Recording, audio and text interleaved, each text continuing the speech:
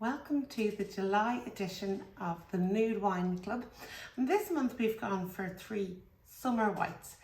Something again, like always, a bit unusual with a nice story to it. And of course, we always have something that's a bit of a treat. So the 3 wines that we have this month are a Romanian Sauvignon Blanc. Yes, you've heard me right. Aix-en-Provence Rosé. So Aix is quite a luxury wine. And then we have some old vine Carignan. So a white, a rosé and a red. And we hope you love the wines for this month. So the white that we have is from Romania, from the Transylvanian mountains. And when the importer suggested that we try some Romanian wines, I have to say I was very skeptical. But I'm delighted to have tried them. They're so interesting. We also have a Merlot. So we took 2 wines on, a Sauvignon and a Merlot. They're so brilliant for so many reasons. So what's really interesting is about where this particular winery is. It's on the same line of latitude as Bordeaux in France. So it's not too hot or too cold, which is what for me I would have thought Eastern Europe might have suffered maybe a little bit from very extreme temperature changes, but that's not so. And also what's really interesting is that they've been making wine in this part of the world for as long as the French have. But whereas French had a lot of money and were uniquely placed, obviously at the Atlantic Ocean, at a huge port, and with Bordeaux, for example, these guys weren't. They're right in the middle of Europe, and it borders with Ukraine, in fact. And there's one more thing about these guys, which is that they deliver by a road network, not by a train network, and not by a port. Like by boat. So again, it's just been another reason why I suppose their transport and logistics haven't made them a huge player in the global market. They produce the same amount of wine, for example, as say Portugal or Chile. So this particular wine is called Umbrelle, and it says estate bottled on the label. And what estate bottled means is sometimes you'd see it in a French label and it might say mise en bottle, excuse my French, en chateau. So bottled in the chateau. So what they're saying is they've kept everything in house. They haven't sent it out to a huge cooperative or a huge factory for it to be bottled. In terms of the flavour for this wine, I think it's really, really interesting because it's kind of got, I would say, the structure of a French wine, but the fruit vibrancy of a New Zealand Sauvignon. It's really tropical and really fruit forward, really easy to drink, and just again, a very interesting glass of wine, and something that I think the benefit of the Nude Wine Club is that you wouldn't necessarily buy it yourself because you think Romanian white, but it's actually a wine drinking nation, unlike Hungary, for example. If you look at other wine producing regions in Eastern Europe, Hungary actually, I don't drink a lot of wine. It's not part of their food and wine culture, whereas in Romania it is.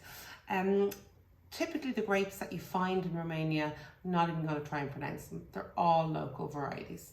And then there are a few international varieties, very similar to any country. I think probably Portugal suffers badly from it, is that when you focus on your local varieties, because they can be a little bit intimidating or obscure, or people don't know what they're going to get, they tend not to buy them. So when you've got something really obvious printed on the label, they tend to fare much better. These guys also, this is a vegan friendly wine, and they're also certified sustainable. So they do their best to make sure that their impact is as little as possible. It's probably the best way to describe that. So I hope you enjoy it. It's really interesting, it's fun, it's easy to drink. You can drink it by itself, you can have it with a bit of food, whatever way you fancy that. So that is Umbrelle Sauvignon Blanc. Normally, as part of the Nude Wine Club, we always include a hidden gem, something special, something a bit of a treat. Again, something you mightn't ordinarily buy for yourself, because it's that little bit more expensive. So Aix Rosé is considered, or they would like to consider themselves, amongst the best rosés in the whole world. So it's produced down in Aix, in Provence, and what's unique about this particular place is that actually they've got really old Grenache vines. And if you've ever heard me talk about old vines before, vines only produce a limited number of flavour, in actual fact. There's only so much flavour per vine. And when you have a young, vigorous vine, if you think like children, loads of energy, they produce a lot of bunches of grapes, the flavour can be diluted amongst all those bunches of grapes. When you've got older vines, they produce less bunches of grapes, but the grapes have more intensity in them. And so old vine, for me, generally translates into the glass as huge intensity of flavour. So this is an old vine Grenache, and I think there's a little bit of Carignan that might go into this. And it's just a really gorgeous glass of wine. Very much when you taste it, it's a luxury glass of wine. And unlike Whispering Angel, if you've ever come across Whispering Angel, or Miraval, Whispering Angel is probably like the influencer's drink. Miraval is the rosé that you would associate with Brad Pitt and Angelina Jolie. I know they've just gone through a big lawsuit over the sale of it. What you're paying for really is what's in the bottle. For me with Whispering Angel, I would often say, you're paying for supermodels to drink it on yachts. That's what the extra spend is for. For X, it's 100% quality that goes into the glass, and you can really taste the vibrancy of fruit. It's got the creaminess of the texture. It's just a really, really gorgeous glass of wine from Provence. And so the style of rosé that comes out of France, or the south of France, would typically be called Gris, G-R-I-S, so French for grey. Apologies to anyone French who's watching. It's normally so light, like that it's nearly just grey in colour. This particular one, for me, it's got actually a little bit more darker than it was last year. I don't know if that's a reflection of the vintage, but we have another rosé on the website called Rosebell from down that part of France, and that's actually also got this much more intense pink hue. So you get these beautiful strawberry and cherry flavours, a little bit of peach, loads of lemon, just a really, really gorgeous glass of wine. And then for the red wine that we've gone, I've deliberately picked it because this red, it's a single variety of Carignan. And in actual fact, Carignan is a grape that you will often find in a southern French rosé blend. And so that's Aix-en-Provence. I hope you enjoy it. It's a nice wine. I wouldn't say save it for a special occasion. I would say just drink it because it's so lovely. The hot weather is now, so enjoy it now. What else have we been waiting for all these months for some hot weather? So we have here some old vine Carignan, and again, just to go back to old vine, very much like the old vine of the Grenache. But once you see VA Vin, which is what's written on this label here, they're telling you that the vines are older, they produce less grapes, so the grapes will have that bit more intensity. VA Vin is the French, and Viñas Viejas would be the Spanish. You don't normally see old vine written on Italian wines. I'm trying to think. I can't see that. I can't remember that I ever really have seen that. You might see it in Australian wines sometimes. You don't really see it in New Zealand vines. Old vine typically would mean 40 to 45 years, but there's no legal parameter for it. It's kind of at your discretion. The oldest vines that you might see are normally 100 to 120 years, but sometimes, like any plant, the vine might get so old that it just dies. It stops being productive altogether.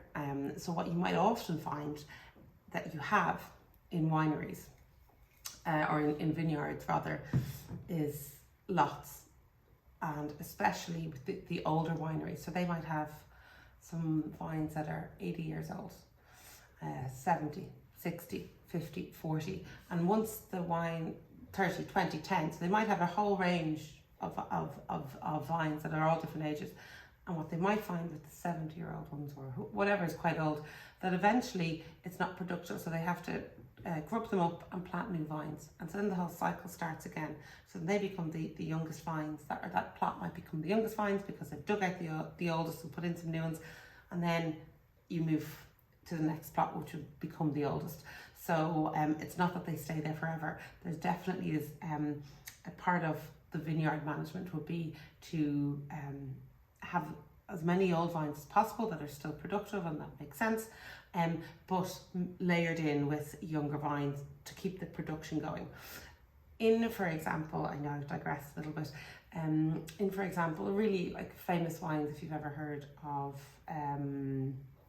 Lynchbash or Penfolds Grange, what they would do is, for example, the oldest vines would generally make the Grand Vin, like the main flagship wine, and then the younger vines might make the second or the third wine, or the baby of whatever their production is, just until the vines get mature enough that they can go and into the main production. So it's all about, I suppose, maximising your production. Another way of looking at it is like with a movie, that you might have a lot of young vines and some very old vines, and the young vines are like the blockbuster that pays for the art house movie, which might be the Grand Vin. So anyway, Carignan is a really interesting grape because it's only really found in the south of France, in all along that kind of Languedoc-Roussillon area, and it's also found in the Rhone Valley. And so last but by no means least, so we're still down on the southern French coast, but we're in Côte Catalan. So as you would be familiar with Spanish, we're going right down towards the Spanish border. So the reds that you typically get in the Côte Catalan area tend to be really rich and robust and full-bodied, especially if you think of the heat down in southern France.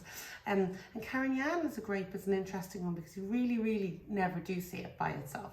And it's a kind of a grape, I would say, for people who like Pinot Noir or those kind of lighter style reds. This is, I would say, cherry red fruit, loads of spice, lovely soft tannins, and what's particular about this one is an actual fact that you can serve it cold. It's one of those wines that if you want to, I know that the warm weather is finally here, have a glass of red that you can serve either cold or has been in the fridge or in an ice bucket for half an hour to take the temperature down. What happens when you serve a wine cold or chilled is that the flavours become a bit numbed down. So if you're drinking a red wine that's really dark, like a Cabernet Sauvignon, and you put it in the fridge and serve it cold, because all the flavours are suppressed, you only really get this big grippy tannic mouthfeel. However, when you have a wine that's lighter in colour or lighter in tannin, and you serve it out of the fridge or a bit chilled, what you get are those lovely fresh fruity flavours. It just makes it taste a bit fresher. A good test or a good way to look at, should I serve this wine cold, is, or how would I know when a wine should be served cold? If when you have it in your glass, I know I don't have a glass of red at the minute, and you hover it over your wristwatch, if you can read the time through the liquid, then it's okay to be served cold because the tannins aren't dark enough. So this would be a really beautiful example of a wine that you can serve, drink and enjoy a little bit colder. It's still got beautiful tannins, it's quite grippy, so it'll pair really well if you're going to have a barbecue and have burgers, sausages, ribs, whatever you might have. And it's a gorgeous wine. So I hope you enjoy your vino and your wine club this month.